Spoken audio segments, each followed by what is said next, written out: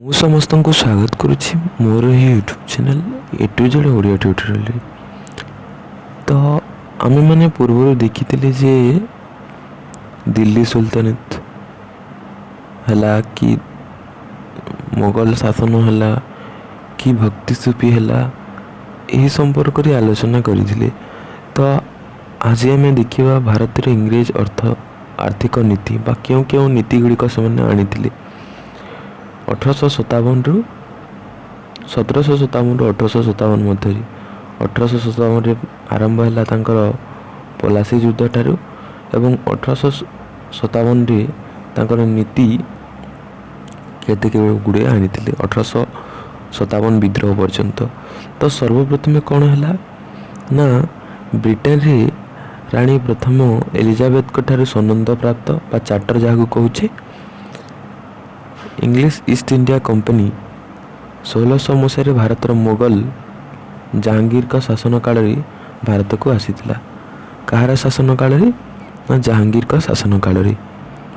1857 ମସିହାରେ ପଲାସି ଯୁଦ୍ଧରୁ ଭାରତରେ ଇଂରେଜ ଶକ୍ତିର ପୁନରୁତ୍ଥାନ ବା ପ୍ରତିଷ୍ଠା ଆରମ୍ଭ ହୋଇଥିଲା। 1764 ମସିହାରେ ବକ୍ସାର ଯୁଦ୍ଧରେ ବଙ୍ଗଳାର ନବାବ ମୀର କାସିମ ଓ ଅଯୋଧ୍ୟାର ନବାବ ସୁଜାଉଦ୍ଦୌଲା ଏବଂ ମୋଗଲ ଶାସକ ଶାହ ଆଲମ ଦ୍ୱିତୀୟକୁ ପରାସ୍ତ କରି 1765ରେ ଆଲାୱା ଚୁକ୍ତି କରି ବଙ୍ଗ, ବିହାର ଏବଂ ଓଡ଼ିଶାଠାରେ କ'ଣ କରିଥିଲା, ଦେୱାନୀ କର ଆଦାୟ କରିବାର କ୍ଷମତା ପାଇଥିଲା କିଏ, ଇଂରେଜ ସରକାର। ଭାରତୀୟ ଅର୍ଥରେ ଭାରତର ବଜାରରୁ ଶସ୍ତା ଦାମରେ ପ୍ରଚୁର ସାମଗ୍ରୀ କିଣି ବ୍ରିଟେନକୁ ରପ୍ତାନି କରୁଥିଲା ଏବଂ ତାକୁ ପୁଣି କ'ଣ କରୁଥିଲା ନା ନିଜେ ଫ୍ୟାକ୍ଟ୍ରିରେ ତିଆରି କରି ସେ ଜିନିଷକୁ ଆଣି ଭାରତରେ ବେଶୀ ରେଟ୍ରେ ବିକୁଥିଲା। ଦାଦାଭାଇ ନାରୋଜୀ ଏହାକୁ ଦେଖି ସେ କ'ଣ ପୁସ୍ତକ ରଚନା କରିଥିଲେ, ବିତ୍ତ ନିଷ୍କାସନ ଉପରେ ଦାରିଦ୍ର୍ୟ ଭାରତରେ ଅଣ ବ୍ରିଟିଶ ଶାସନ, un British rule of India, poverty and un British rule of India.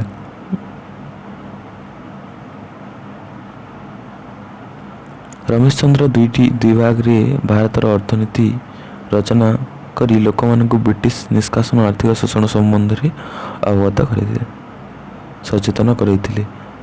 ଦାଦାଭାଇ Naoroji ବିତ୍ତ ନିଷ୍କାସନ ମନ୍ଦ କର୍ମର ମନ୍ଦ ଭାରତର ଦାରିଦ୍ର୍ୟର ମୁଖ୍ୟ କାରଣ ବୋଲି କହିଥିଲେ। ଏ ବୁକ୍ରୁ ନିଶ୍ଚିତ ଭାବରେ ଗୋଟେ କ୍ୱେଶ୍ଚିନ୍ ଆସିଯାଉଛି। 1839 ମସିହାରେ କଲକାତା ଦିଲ୍ଲୀରେ ଗ୍ରାଣ୍ଟନ ରୋଡ଼ ମରାମତି ହୋଇ 1850ରେ ଶେଷ ହୋଇଥିଲା। 1839ରେ ଆରମ୍ଭ ହୋଇ 1850ରେ ଶେଷ ହୋଇଥିଲା। ନିଶ୍ଚିତ ଭାବରେ କମେଣ୍ଟରେ ଜଣାଇବ ଯେ ଗ୍ରାଣ୍ଟନ ରୋଡ଼ କାହା ସମୟରେ ନିର୍ମିତ ହୋଇଥିଲା। ଲର୍ଡ ଡେଲହାଉସିଙ୍କ ସମୟରେ କ'ଣ ହୋଇଥିଲା ନା ପୂର୍ତ୍ତ ବିଭାଗର ଆରମ୍ଭ ହୋଇଥିଲା। ତ ସେ ରେଳ ବ୍ୟବସ୍ଥା ହେଲା, ଭାରତୀୟ ସିଭିଲ ସର୍ଭିସ୍ ହେଲା, ବହୁତ ଗୁଡ଼ିଏ କାମ କରିଥିଲେ ଲର୍ଡ ଡେଲହାଉସି। 1814 ମସିହାରେ ଜର୍ଜ ଷ୍ଟିଫେନସନ୍ ଇଂଲଣ୍ଡରେ କ'ଣ କରିଥିଲେ ନା ରେଳ ଇଞ୍ଜିନକୁ ପ୍ରଥମେ ବ୍ୟବହାର କରିଥିଲେ।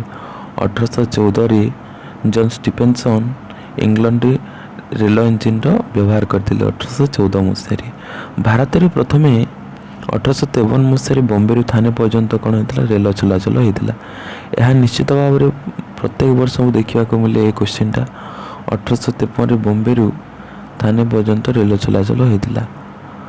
1853ରେ କ'ଣ ହେଇଥିଲା, ଲର୍ଡ ଡେଲହାଉସି ପ୍ରଥମେ କଲିକତା ଆଗ୍ରା ମଧ୍ୟରେ ଟେଲିଗ୍ରାଫ ବ୍ୟବସ୍ଥା ଆରମ୍ଭ କରିଥିଲେ। 1853ରେ ଟେଲିଗ୍ରାଫ ବ୍ୟବସ୍ଥା କେଉଁଠାରେ, କଲିକତା ଆଗ୍ରାଠାରେ। ଆଉ 1757ରେ ଗଭର୍ଣ୍ଣର ଜେନେରାଲ ଲର୍ଡ କର୍ଣ୍ଣୱାଲିସ୍ ଭାରତରେ ଚିରସ୍ଥାୟୀ ବନ୍ଦୋବସ୍ତ ପ୍ରଚଳନ କରିଥିଲେ 1793 ମସିହାରେ। ଏହା ଗୋଟେ ମଜା କ୍ୱେଶ୍ଚିନ୍ଟିଏ, ନିଶ୍ଚିତ ଭାବରେ ପ୍ରତ୍ୟେକ ବର୍ଷ ଦେଖିବାକୁ ମିଳୁଛି। ଅନୁପସ୍ଥିତ ଜମି ମାଲିକ କେତେକ ଦାୟିତ୍ୱହୀନ ଭୋଗବିଳାସୀ ଜମିଦାରମାନେ ଗ୍ରାମାଞ୍ଚଳର ନିଜର ଏଜେଣ୍ଟମାନଙ୍କୁ ନିଜ ଦାୟିତ୍ୱ ଅର୍ପଣ କରି ସୁଦୂର ସହରରେ ବସବାସ କରି ମୌଜ ମସ୍ତିରେ ଜୀବନଯାପନ କରୁଥିଲେ। ଏହି ପ୍ରକାର ଜମିଦାରମାନଙ୍କୁ ଅନୁପସ୍ଥିତ ଜମି ମାଲିକ ବୋଲି ମଧ୍ୟ କୁହାଯାଇଥାଏ। ଆଉ ଗୋଟେ ହେଲା ସନସେଟ୍ ଲ ବା ଯାହାକୁ କହୁଛେ ଆମେ ସୂର୍ଯ୍ୟାସ୍ତ ଆଇନ, ଅର୍ଥାତ୍ କୌଣସି କାରଣବଶତଃ ଯଦି ନିର୍ଦ୍ଧାରଣ ସମୟରେ ଭୂ ରାଜସ୍ୱ ଦିଆ ନଯାଏ କୌଣସି ଜମିଦାର ନିର୍ଦ୍ଦିଷ୍ଟ ସମୟରେ ପୈଠ କରୁନଥିଲି ସେ ଦିନରେ ତାଙ୍କର ସୂର୍ଯ୍ୟାସ୍ତ ନିଲାମ ହେଲେ ଜମିଦାରୀଟା ଚାଲି ଯାଉଥିଲା ବା ନିଲାମ ହୋଇଯାଉଥିଲା। ସୂର୍ଯ୍ୟାସ୍ତ ପର୍ଯ୍ୟନ୍ତ ନିଶ୍ଚିତ ଭାବରେ ସେମାନେ ଦେବା ଆବଶ୍ୟକ। ମାନ୍ଦ୍ରାଜ ପ୍ରେସିଡେନ୍ସିରେ ଗଭର୍ଣ୍ଣର ସାର୍ ଥମାସ ମୁନରୋ 1820ରେ ମାନ୍ଦ୍ରାଜ ପ୍ରେସିଡେନ୍ସି, ଯାହାକୁ ଆମେ ଚେନ୍ନାଇ ବୋଲି କହୁଛେ ବର୍ତ୍ତମାନ, ସେଥିରେ ସାର୍ ଥମାସରୁ 1820 ମସିହାରେ ରୟାତୱାରୀ ବନ୍ଦୋବସ୍ତ ପ୍ରଚଳନ କରିଥିଲେ। 1820ରେ ରୟାତୱାରୀ କାହା ଦ୍ୱାରା? ସାର୍ ଥମାସ ମୁନରୋଙ୍କ ଦ୍ୱାରା। କେଉଁଠାରେ? ମାନ୍ଦ୍ରାଜ ପ୍ରେସିଡେନ୍ସି ଠାରେ। କେତେ ଗୁଡ଼ିଏ ଗାଁକୁ ନେଇ ମହଲ କୁହାଯାଏ। 1819 ମସିହାରେ ହୋଲ୍ଡ ମେକେଞ୍ଜି ପ୍ରସ୍ତାବ କ୍ରମେ ଭାରତରେ ମହଲୱାରୀ 1819 ମହଲୱାରୀ ପ୍ରଚଳନ କରାଯାଇଥିଲା। ମହଲୱାରୀ ବ୍ୟବସ୍ଥା ସଂଶୋଧିତ ରୂପକୁ ଗ୍ରାମ ବ୍ୟବସ୍ଥା ବୋଲି ମଧ୍ୟ କୁହାଯାଇଥାଏ। ତାପରେ ଆସିଲା ସେମାନଙ୍କର ବାଣିଜ୍ୟ ନୀତି। ଇଂରେଜମାନଙ୍କର ଅନେକ ଗୁଡ଼ିଏ ବାଣିଜ୍ୟ ନୀତି ରହିଥିଲା, ସେଗୁଡ଼ିକ କ'ଣ କ'ଣ ଟିକେ ଦେଖିଦେବା। ତ ପ୍ରଥମେ ହେଲା 1720 ମସିହାରେ ବେଳକୁ ଭାରତୀୟ ରଙ୍ଗୀନ ତଥା ଛାପା ମୁଦ୍ରା ବ୍ୟବହାର ଉପରେ ଇଂଲଣ୍ଡରେ ନିଷେଧାଜ୍ଞା ଜାରି ହେଲା। ୟୁରୋପୀୟ ବଜାରରେ ଭାରତର ଉତ୍ପାଦିତ ଦ୍ରବ୍ୟ ବସ୍ତ୍ରଗୁଡ଼ିକ ଚାହିଦା କୃତ୍ରିମ ଭାବରେ ବଜାରରେ ଆବଶ୍ୟକତା କରୁଥିବାରୁ ଦୂରେଇ ରହିବାକୁ ଚେଷ୍ଟା କରାଯାଇଥିଲା। 1750-51ରେ ଭାରତକୁ ଇଂଲଣ୍ଡକୁ ରପ୍ତାନିର ମୋଟ ମୂଲ୍ୟ ଥିଲା 15 ଲକ୍ଷ ପାଉଣ୍ଡ। 1797-98ରେ ବୃଦ୍ଧି ପାଇ 580 ଲକ୍ଷ ପାଉଣ୍ଡ ହୋଇଥିଲା। ରାଜନୈତିକତା କ୍ଷମତା ଅପବ୍ୟବହାର କରି ଭାରତୀୟ ବୁଣାକାରମାନଙ୍କୁ ଶସ୍ତାରେ ତଥା ତାଙ୍କ ସର୍ତ୍ତମାନେ ବିକ୍ରି କରିବାକୁ ବାଧ୍ୟ କରୁଥିଲା। 1813 ମସିହାରେ ଭାରତୀୟ ହସ୍ତଶିଳ୍ପ ପ୍ରଚଣ୍ଡ ଧକ୍କା ମିଳିଥିଲା, ଯେତେବେଳେ ଏହି ବିପଣୀ ବିଦେଶୀ ଓ ଭାରତୀୟ ବଜାର ମଧ୍ୟ ହାତଛଡ଼ା କଲା। ଶିଳ୍ପ ବିପ୍ଳବର ପ୍ରଭାବ କ'ଣ ଦେଖାଦେଲା? ତ ଶିଳ୍ପ ବିପ୍ଳବ କେବେ ହେଇଥିଲା? ଏହା ଇଂଲଣ୍ଡରେ ଦେଖା ଦେଇଥିଲା। ଶିଳ୍ପ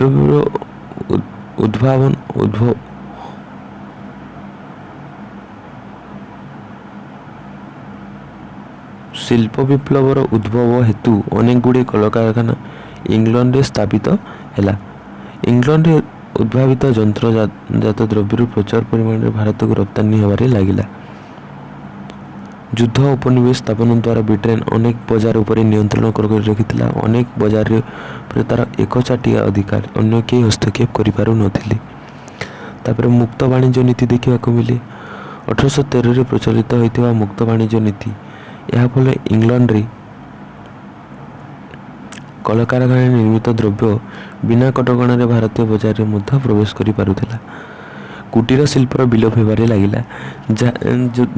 ଯେହେତୁ ଇଂଲଣ୍ଡରେ କଳକାରଖାନା ଦ୍ୱାରା ନିର୍ମିତ ଅନେକ ଗୁଡ଼ିଏ ଦ୍ରବ୍ୟର ମୁକାବିଲା କରିପାରିଲା ନାହିଁ, ତେଣୁ ଧୀରେ ଧୀରେ ଭାବରେ କୁଟୀର ଶିଳ୍ପର ହ୍ରାସ ହେବାରେ ଲାଗିଲା। ଭାରତୀୟ କୁଟୀର ଶିଳ୍ପଜାତ ଦ୍ରବ୍ୟ ହ୍ରାସ ହୋଇ ପରିଶେଷରେ କୁଟୀର ଶିଳ୍ପର ବିଲୁପ୍ତ ହୋଇଗଲା। କୃଷିର ବ୍ୟବସାୟୀକରଣ। ତ ବ୍ରିଟିଶ ଭାରତୀୟ କୃଷକକୁ ଅର୍ଥକାରୀ ଫସଲ ଯଥା କପା, ନୀଳ ଚାଷ, ଧୂଆଁପତ୍ର ଚାଷ ଆଦି କରିବା ପାଇଁ ବାଧ୍ୟ କରୁଥିଲା। କୃଷିର ବ୍ୟବସାୟୀକରଣ ଦ୍ୱାରା ଧାନ, ଗହମ, ଯବ, ବାଜରା, ମାଣ୍ଡିଆ,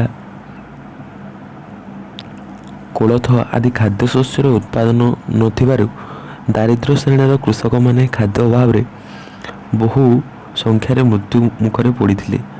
ଅର୍ଥକାରୀ ଫସଲକୁ ଭାରତୀୟ ଚାଷୀମାନଙ୍କ ଦ୍ୱାରା ସ୍ୱଳ୍ପ ଖର୍ଚ୍ଚରେ ରପ୍ତାନି କରି ୟୁରୋପ ଓ ଆମେରିକା ବଜାରରେ ଚଢ଼ା ଦରରେ ବିକ୍ରି ଇଂରେଜ ବଣିକମାନେ ପ୍ରଚୁର ଲାଭ ହେଉଥିଲେ। ତାପରେ ଆସିଲା ବିତ୍ତ ନିଷ୍କାସନ। ଭାରତରୁ ଇଂଲଣ୍ଡକୁ ବିତ୍ତ ପ୍ରଭାବ ଫଳରେ ଭାରତର ଯେଉଁ ବିପୁଳ ପରିମାଣରେ ଆର୍ଥିକ, ବାଣିଜ୍ୟିକ, ବୈଷୟିକ ଲାଭରୁ ବଞ୍ଚିତ ହେଲା, ସେହି ପ୍ରକ୍ରିୟା ଭାରତ ନେତୃବୃନ୍ଦ ବିତ୍ତ ନିଷ୍କାସନ ବୋଲି ବର୍ଣ୍ଣନା କରିଛନ୍ତି। ଦାଦାଭାଇ ନାରୋଜୀ ଏହାକୁ ନେଇ ଗୋଟେ ବୁକ୍ ଲେଖିଥିଲେ, ଦାରିଦ୍ର୍ୟ ଓ ଭାରତର ଅଣ ବ୍ରିଟିଶ ଶାସନ ପୁସ୍ତକ। ଆଉ ରମେଶ ଚନ୍ଦ୍ର ଲେଖିଥିଲେ ଭାରତର ଅର୍ଥନୈତିକ ଇତିହାସ। ଲୋକମାନଙ୍କୁ ବିତ୍ତ ନିଷ୍କାସନ ଓ ଆର୍ଥିକ ଶୋଷଣ ସମ୍ପର୍କରେ ସଚେତନ କରାଇବା ପାଇଁ। ତାପରେ ଆସିଲା ଏହି ବିତ୍ତ ନିଷ୍କାସନ ଦାଦାଭାଇ ନାରୋଜୀ ମନ୍ଦ କର୍ମର ମନ୍ଦ ଏବଂ ଭାରତର ଦାରିଦ୍ର୍ୟମାନଙ୍କର ମୁଖ୍ୟ କାରଣ ବୋଲି ବର୍ଣ୍ଣନା କରିଛନ୍ତି। ମନ୍ଦର ମନ୍ଦ ଏବଂ ଭାରତର ଦରିଦ୍ର ହେବାର ମୁଖ୍ୟ କାରଣ ହେଉଛି ବିତ୍ତ ନିଷ୍କାସନ ବୋଲି କହିଛନ୍ତି। ବା ଭାରତର ଏହି ବିତ୍ତ ପ୍ରବାହ ଇଂଲଣ୍ଡକୁ ବିଭିନ୍ନ ମାର୍ଗରେ ପ୍ରଭାବିତ ହୋଇଥିଲା। ସେଗୁଡ଼ିକ ହେଲା କେତେ ଗୁଡ଼ିଏ ମାଧ୍ୟମ ହେଲା ଆମେ ଦେଖିପାରିବା। କମ୍ପାନୀର କର୍ମଚାରୀମାନେ ଭାରତୀୟମାନଙ୍କ ଠାରୁ ମୂଲ୍ୟ ଉପହାର ଆଦି ରୂପେ ଗ୍ରହଣ କରୁଥିଲେ।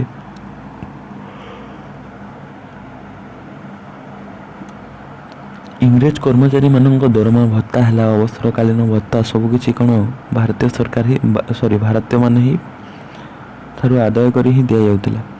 ଇଂରେଜ ସାମ୍ରାଜ୍ୟ ବିସ୍ତାର, ପ୍ରଶାସନିକ କାର୍ଯ୍ୟ ଆଦି ସବୁକିଛି ନିର୍ଭର କରୁଥିଲା ଭାରତରୁ ସଂଗୃହୀତ ହୋଇଥିବା ରାଜସ୍ୱ ଉପରେ। କମ୍ପାନୀ ରାଜସ୍ୱ ଅଧିକାର ଲାଭ କଲା ପରେ ବଙ୍ଗରୁ ଆଦାୟ ହେଉଥିବା ରାଜସ୍ୱରେ ଭାରତୀୟ ଦ୍ରବ୍ୟ କ୍ରୟ କରି କମ୍ପାନୀ ରପ୍ତାନି କରୁଥିଲା, ଯାହାକୁ ଅର୍ଥର ବିନିଯୋଗ ବୋଲି ମଧ୍ୟ କୁହାଯାଏ। ଏହି ଅର୍ଥ ବିନିଯୋଗ ମଧ୍ୟରେ ପ୍ରଚୁର ଲାଭବାନ ହେଉଥିଲା।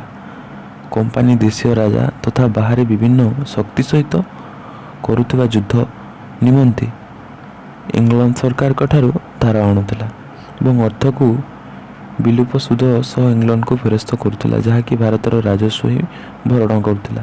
ତାପରେ ଆସିଲା ପରିବହନ ଏବଂ ଯୋଗାଯୋଗ ବ୍ୟବସ୍ଥା, ଯାହାକି ଗୋଟେ ଲଙ୍ଗ କ୍ୱେଶ୍ଚିନ୍। ତ ପ୍ରଥମେ ହେଲା ସ୍ଥଳପଥ। ଇଂରେଜମାନଙ୍କର ଆଗମନ ପୂର୍ବରୁ ଭାରତକୁ ପରିବହନ ବ୍ୟବସ୍ଥା ଅତି ଅନୁନ୍ନତ ଥିଲା କହିଲେ ଅତ୍ୟୁକ୍ତି ହେବ ନାହିଁ। ଶେର ଶାହ ସୁରୀଙ୍କ ଦ୍ୱାରା କଲିକତା ଓ ଦିଲ୍ଲୀରେ ଗ୍ରାଣ୍ଟନ ରୋଡ୍ ନିର୍ମିତ କରିଥିଲେ। କିଏ? ଶେର ଶାହ ସୁରୀ, ଯାହାଦ୍ୱାରା ବଡ଼ ବଡ଼ ସହରମାନଙ୍କୁ ଗମନାଗମନର ମାର୍ଗ ମଧ୍ୟ ସୁଗମ ହୋଇଥିଲା। ପ୍ରଥମେ ଗ୍ରାଣ୍ଟନ ରୋଡ୍ ନିର୍ମିତ ହେଲା ଦିଲ୍ଲୀରୁ କୋଲକାତା, ଯାହାକି ଗମନାଗମନର ସୁବିଧା ହେଲା। ଇଷ୍ଟ ଇଣ୍ଡିଆ କମ୍ପାନୀ ଭାରତରେ ସାମ୍ରାଜ୍ୟ ସ୍ଥାପନ କରିବା ପରେ ଅର୍ଥନୀତିର ଅଭିବୃଦ୍ଧି ନିମନ୍ତେ ସେ କ'ଣ କଲା? ପରିବହନର ବ୍ୟବସ୍ଥା କଲା। ରୋଡ଼ ହେଉ କି ରେଲୱେ ହେଉ ସେଗୁଡ଼ିକ ସେ ଆରମ୍ଭ କରିଦେଇଛି। ନିଶ୍ଚିତ ଭାବରେ କମେଣ୍ଟରେ ଜଣାଅ ଯେ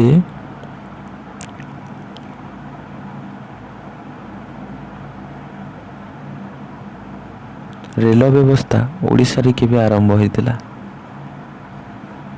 ଲର୍ଡ଼ ୱିଲିୟମ ବେଣ୍ଟିଂ ପ୍ରଥମେ ଥର ପାଇଁ ସଡ଼କ ପଥର ଉନ୍ନତି ସକାଶେ ପଦକ୍ଷେପ ନେଇଥିଲେ। 1839 ମସିହାରେ କଲିକତା ଓ ଦିଲ୍ଲୀ ମଧ୍ୟରେ ହୋଇଥିବା ଗ୍ରାଣ୍ଟନ ରୋଡ୍ ମରାମତି ଆରମ୍ଭ ହୋଇଥିଲା। 1839ରେ ଆରମ୍ଭ ହୋଇଥିଲା ଏବଂ 1850ରେ ଶେଷ ହୋଇଥିଲା। ନୂତନ ରାସ୍ତା ନିର୍ମାଣ ଓ ପୁରାତନ ରାସ୍ତାର ପୁନଃ ଉଦ୍ଧାର ନିମନ୍ତେ ଲର୍ଡ଼ ଡେଲହାଉସି ସମୟରେ ଭାରତରେ ପ୍ରତିଷ୍ଠା କରାଯାଇଥାଏ ଗୋଟେ ପୂର୍ତ୍ତ ବିଭାଗ। ବର୍ତ୍ତମାନ ଆମେ ମଧ୍ୟ ଦେଖୁଛେ ପୂର୍ତ୍ତ ବିଭାଗ, ଯାହାକି କାହାର ଅବଦାନ? ଲର୍ଡ଼ ଡେଲହାଉସିଙ୍କର ଅବଦାନ। ରେଳପଥ ଦେଶ ଭିତରେ ଆଭ୍ୟନ୍ତରୀଣ ବାଣିଜ୍ୟ ତଥା ଗଙ୍ଗା, ବ୍ରହ୍ମପୁତ୍ର ମହାନଦୀ ହେଲା, ଗୋଦାବରୀ ହେଲା, କୃଷ୍ଣ, କାବେରୀ ପ୍ରଭୃତି ନଦୀ ଉପରେ ବାଷ୍ପଚାଳିତ ନୌକାର ବାଣିଜ୍ୟ ସାମଗ୍ରୀ ମାନ ବ୍ୟବହାର ଥିଲା। ଜଳପଥରେ ତାହା ହେଉଥିଲା। 1854 ମସିହାରେ ଗଙ୍ଗା ନଦୀର ମୁଖ୍ୟ କେନାଲ ମାଧ୍ୟମରେ ଯାତାୟାତ ସୁବିଧା କରାଯାଇଥିଲା। ପୁଣି 1814ରେ ଷ୍ଟିଫେନସନ୍ ଇଂଲଣ୍ଡରେ ଇଞ୍ଜିନ୍ ବ୍ୟବହାର କଲେ। 1834 ମସିହାରେ ରେଳ ଚଳାଚଳ ଆରମ୍ଭ ହେଲା। ପ୍ରସ୍ତାବ 1850ରେ ଡେଲହାଉସି ପ୍ରଥମ ରେଳପଥର ଆରମ୍ଭ କଲେ ଏବଂ ଭାରତରେ ପ୍ରଥମେ 1853 ବମ୍ବେରୁ ଥାନେ ପର୍ଯ୍ୟନ୍ତ ରେଳ ଚଳାଚଳ ହୋଇଥିଲା। ଏବଂ ପରବର୍ତ୍ତୀ ସମୟରେ କ'ଣ ହେଲା ନା 1854 ମସିହାରେ ଦ୍ୱିତୀୟ ରେଳପଥ କଲିକତାରୁ ରାଣୀଗଞ୍ଜକୁ ସଂଯୋଗ କଲା। ରେଳ ଚଳାଚଳ କରିବା ପାଇଁ ଦୁଇଟି ପ୍ରମୁଖ କାରଣ ହେଲା ବ୍ୟବସାୟ, ବାଣିଜ୍ୟ ଓ ନିରାପତ୍ତା। ରେଳପଥର ଉପକାର ଦ୍ରବ୍ୟ ଖାଦ୍ୟଶସ୍ୟ ଆବଶ୍ୟକ ଦ୍ରବ୍ୟ ଗୋଟିଏ ସ୍ଥାନକୁ ଅନ୍ୟ ସ୍ଥାନକୁ ସହଜରେ ଏବଂ କମ୍ ସମୟରେ ପ୍ରେରଣ କରିବା ପାଇଁ ସୁବିଧା ହେଉଥିଲା ତଥା ଯାତ୍ରୀମାନଙ୍କ ପାଇଁ ଗୋଟିଏ ସ୍ଥାନରୁ ଅନ୍ୟ ସ୍ଥାନକୁ ସହଜ ତଥା ନିର୍ବିଘ୍ନରେ ଅତି କମ୍ ମୂଲ୍ୟରେ ମଧ୍ୟ ଯାତ୍ରା କରିପାରୁଥିଲେ। ରେଳ ଚଳାଚଳ ଭାରତୀୟମାନଙ୍କ ମନରେ ଥିବା ଜାତି ପ୍ରଥାକୁ କିଛି ମାତ୍ରାରେ ଦୂରୀଭୂତ କରିଥିଲା। ରେଳ ଚଳାଚଳ ଭାରତର ଜାତୀୟତା ଅଭିବୃଦ୍ଧି ପାଇଁ ମଧ୍ୟ ମାର୍ଗ ପ୍ରସ୍ତୁତି କରିଥିଲା। ଟେଲିଗ୍ରାଫ ବ୍ୟବସ୍ଥା ଲର୍ଡ ଡେଲହାଉସି ଭାରତରେ ଟେଲିଗ୍ରାଫ ପ୍ରଚଳନ କରିଥିଲେ। ଜଣେ ବ୍ରିଟିଶ ଇଞ୍ଜିନିୟର ଏବଂ ସାଙ୍ଗେନିସିକୁ ଟେଲିଗ୍ରାଫ ବ୍ୟବସ୍ଥାର ସୁପରିଟେଣ୍ଡେଣ୍ଟ ଭାବରେ ନିଯୁକ୍ତି କରିଦେଇଥିଲେ। ପ୍ରଥମେ କଲିକତା ଆଗ୍ରାରେ ଟେଲିଗ୍ରାଫ ଆରମ୍ଭ କରାଯାଇଥିଲା। ଏହି ବ୍ୟବସ୍ଥା ପରବର୍ତ୍ତୀ ସମୟରେ କ'ଣ ହେଲା ନା ସମୟ ଦୂରତ୍ୱକୁ ଜୟ କରି ଉତ୍କୃଷ୍ଟ ମାଧ୍ୟମର ହୋଇ ବିଶାଳ ଭାରତରେ ପ୍ରସାର ଲାଭ କରିଥିଲା। ଡାକ ବ୍ୟବସ୍ଥା ତ ଲର୍ଡ ଡେଲହାଉସି ପତ୍ର ପ୍ରେରଣ ପାଇଁ ପ୍ରଥମେ ନୂଆ କରି ଡାକ ଟିକଟ ପ୍ରଚଳନ କରିଥିଲେ। ଭାରତରେ 1854 ମସିହାରେ ଆରମ୍ଭ ହୋଇଥିବା ଏହି ଡାକ ବ୍ୟବସ୍ଥା ପତ୍ର ପ୍ରେରଣ ପାଇଁ ଅଧଅଣା ବା 2 ପଇସା ଧାର୍ଯ୍ୟ ହୋଇଥିଲା। ଡାକ ବିଭାଗକୁ ସୁବ୍ୟବସ୍ଥିତ କରିବା ପାଇଁ ପ୍ରତ୍ୟେକ ଦେଶରେ ଜଣେ ଜଣେ ଲେଖାଏଁ ଡାକ ଡାଇରେକ୍ଟର ଜେନେରାଲକୁ ନିଯୁକ୍ତି କରାଯାଇଥିଲା। ତାପରେ ଆସିଲା ଚିରସ୍ଥାୟୀ ରୟତବାରୀ ଏବଂ ମହଲବାରୀ ବ୍ୟବସ୍ଥା।